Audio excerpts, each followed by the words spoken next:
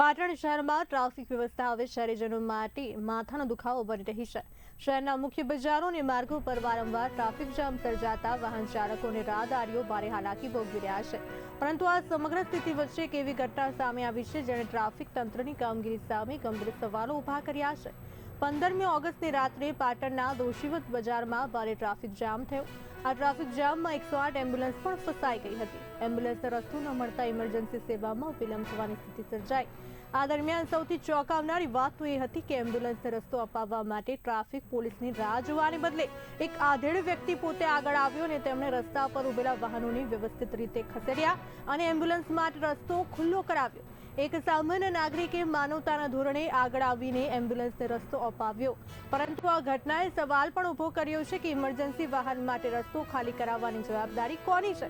પાટણ શહેરમાં આડેધડ પાર્કિંગ, સાંકડા રસ્તાઓ, વધતો વાહન વ્યવહાર અને પીક અવર્સ દરમિયાન ટ્રાફિક નિયંત્રણના અભાવને કારણે સમસ્યા વકરતી હોવાની ફરિયાદો છે। તહેવારો અને જાહેર કાર્યક્રમો દરમિયાન તો સ્થિતિ વધુ ગંભીર બનતી હોવાનો શહેરીજનોનો આક્ષેપ છે।